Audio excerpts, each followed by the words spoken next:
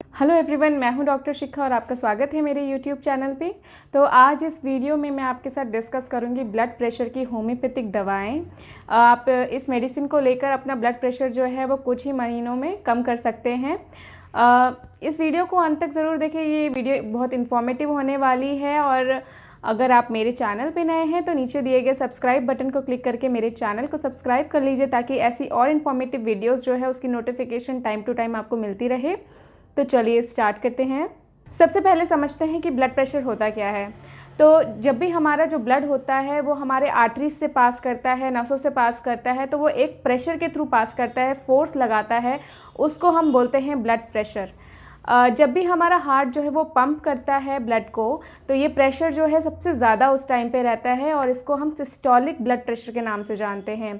और जब भी हमारा जो हार्ट है वो रेस्ट करता है 2 बीट्स के बीच में, जब भी वो पंप करता है हार्ट जो ब्लड पंप करता है 2 बीट्स के बीच में, जब भी हमारा हार्ट रेस्ट करेगा उसको उस टाइम पे जो ब्लड का प्रेशर होता है वो सबसे कम होता है और उसको हम डायस्टोलिक ब्लड प्रेशर बोलते हैं। तो आपने ये जो रीडिंग्स देखी होगी ब्लड प्रेशर का, जो हम systolic blood pressure upon diastolic blood pressure जो होता है, ये इसी की रीडिंग होती है। नॉर्मल ब्लड प्रेशर जो है वो तब बोला जाता है जब आपका सिस्टोलिक ब्लड प्रेशर वो 120 से कम हो और जो डायस्टोलिक ब्लड प्रेशर है वो 80 से कम हो। अगर ब्लड प्रेशर आपका ज़्यादा है तो आप हाइपरटेंसिव माने जाते हैं। ये जो ब्लड प्रेशर होता है ये भी 2 कैटेगरीज में डिवाइडेड होता है, एक प्राइमरी होता है और एक सेकेंडरी होता है। जो प्राइमरी ब्लड प्रेशर होता है ये वो लोग होते हैं जिनको एज के साथ साथ इनका ब्लड प्रेशर जो है वो बढ़ता रहता है और ये बहुत ही कॉमन टाइप का ब्लड प्रेशर होता है। और सेकेंडरी ब्लड प्रेशर वो होता है जब आपका ब्लड प्रेशर जो है वो किसी सेकेंडरी डिजीज़ के वजह से, मतलब आपको कोई बीमारी है उसके वजह से अगर ब्लड प्रेशर बढ़ रहा हो तो इसको सेकेंडरी ब्लड प्रेशर बोलते हैं। या फिर अगर आप कोई मेडिकेशन ले रहे हैं, किसी चीज़ की आपकी मेडिसिन चल रही हैं, उसके वजह से अगर ब्लड प्रेशर बढ़ रहा है, ब्लड प्रेशर पे इफेक्ट पड़ रहा है, तो उसको हम सेकेंडरी ब्लड प्रेशर बोलते हैं। अब बात करते हैं इसकी हाई रिस्क की। हाई रिस्क जो होता है, सबसे पहले तो अगर आपके फैमिली में किसी को हाइपरटेंशन की दिक्कत है, आपके पापा मम्मी दादा दादी इनको हाइपरटेंशन की दिक्कत है, तो फिर ये जो है फैमिली में पास ऑन हो जाता है, हेरिडिटरी होता है हाइपरटेंशन का दिक्कत जो है। इसके साथ साथ अगर आप एक्टिविटी बिल्कुल नहीं करते हैं, बिल्कुल लो फिजिकल एक्टिविटी है और आपका वेट जो है वो बहुत ही ज़्यादा है, ओवर वेट हैं, ओबीस की कैटेगरी में आते हैं, तो अब आपको हाइपरटेंशन होने का खतरा जो है वो बढ़ जाता है। इसके साथ साथ अगर आप पानी कम पीते हैं या फिर अगर आप स्मोकिंग बहुत ज़्यादा करते हैं, अल्कोहल बहुत ज़्यादा लेते हैं, ये भी एक फैक्टर होता है ब्लड प्रेशर बढ़ने का। अगर आप कोई हार्मोनल थेरेपी ले रहे हैं या फिर ओरल कॉन्ट्रासेप्टिव पिल्स ले रहे हैं तो उस केस में भी ब्लड प्रेशर जो है वो बढ़ सकता है। इसके सिम्टम्स की बात करते हैं तो फिर ये हाइपरटेंशन जो होता है इसे साइलेंट किलर के नाम से जाना जाता है, क्योंकि इसमें ब्लड प्रेशर तो आपको काफ़ी टाइम से होगा बट इसमें आपको कोई सिम्टम देखने को नहीं मिलेंगे। तो इसीलिए धीरे धीरे करके आपका जो स्वास्थ्य है उसको ख़राब करता है और आपको पता भी नहीं चलता।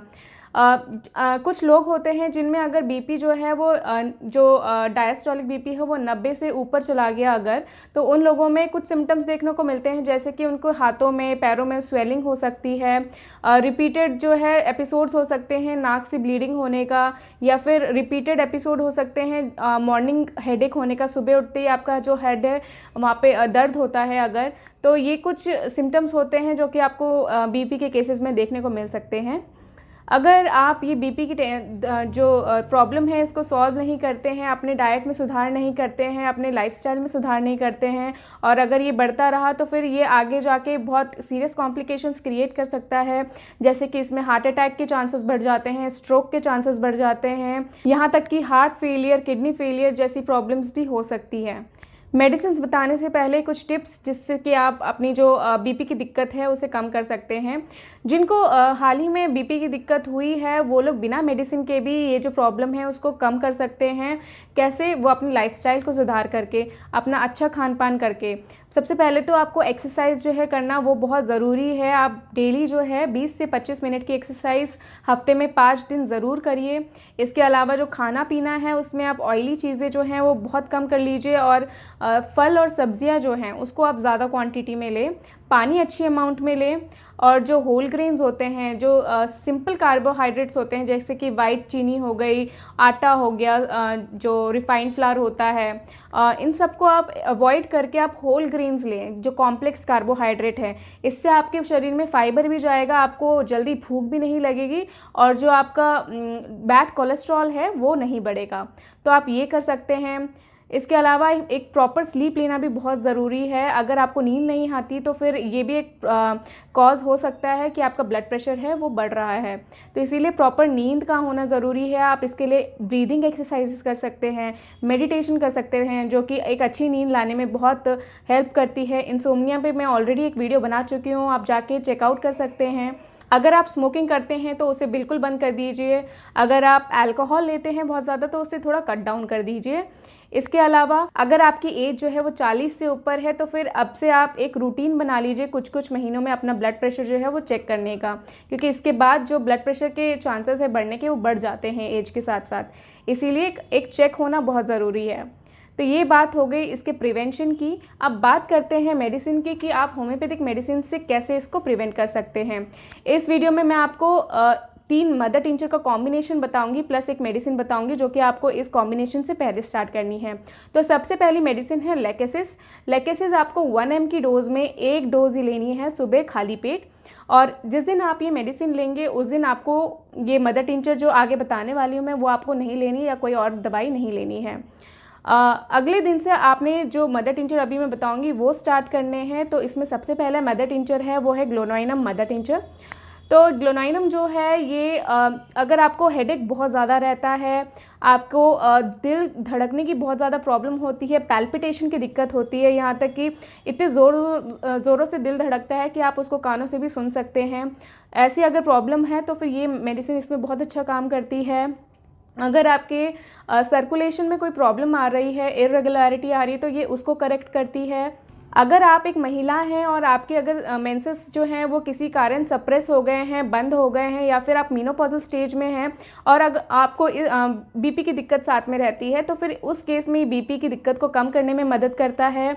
ये क्या करता है कि जो आपका आर्टीरियल टेंशन होता है, यानी कि जो आर्टरीज जो होती है वो सिकुड़ जाती है जिसकी वजह से ब्लड प्रेशर बढ़ जाता है, तो ये उसको थोड़ा डायलेट करती है, आर्टरी को डायलेट करने में मदद करता है और प्रेशर जो है वो नॉर्मल बनाए रखता है। तो ये सारे इस मेडिसिन का इफेक्ट होता है। तो सबसे पहले मेडिसिन हो गई ग्लोनाइनम मदर टिंचर। इसके बाद जो नेक्स्ट मदर टिंचर है वो है Crataegus mother tincture. Crataegus mother tincture भी एक हार्ट टॉनिक के नाम से जाना जाता है।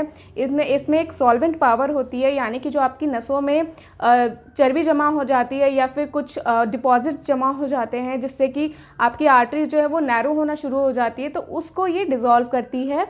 तो ये हार्ट प्रॉब्लम्स में बहुत ज़्यादा यूज़ करी जाने वाली मेडिसिन होती है। अगर आपको हेडेक की दिक्कत होती है और हेडेक आपको ज़्यादातर पीछे सर के पीछे की तरफ या गर्दन में रहता है तो ये बहुत अच्छा मेडिसिन काम करती है। अगर आप हार्ट पेशेंट हैं और आपको रात को नींद नहीं आती है, बेचैनी रहती है, तो फिर ये मेडिसिन बहुत अच्छा काम करती है उन केसेस में।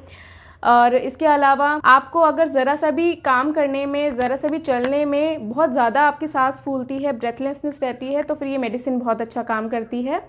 अब मैं तीसरे मदर टिंचर की बात करूंगी, ये है पैसिफ्लोरा मदर टिंचर। पैसिफ्लोरा जो है बेसिकली आपके नर्वस सिस्टम जो है उस पर एक्ट करता है। कई लोग होते हैं जिनको ब्लड प्रेशर की दिक्कत जो है वो एंग्शियसनेस की वजह से, बेचैनी की वजह से, बहुत ज़्यादा स्ट्रेस लेने की वजह से, बहुत ज़्यादा सोचने की वजह से होता है। ये जो ऐसे लोग होते हैं उनको रात भर नींद नहीं आती है, ओवर थिंकिंग की वजह से डिस्टर्ब रहते हैं बहुत ज़्यादा, तो ये एक बहुत इंपॉर्टेंट कारण होता है ब्लड प्रेशर के बढ़ने का।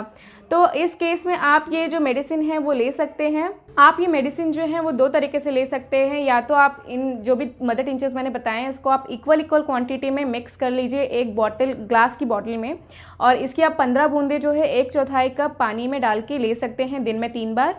या फिर आप 1/4 कप पानी जो है उसमें 5 बूंदे क्रेटेगस की, 5 बूंदे पैसिफ्लोरा की और 5 बूंदे ग्लोनाइनम की डाल के इसको खाने के आधे घंटा पहले 3 बार दिन में ले सकते हैं।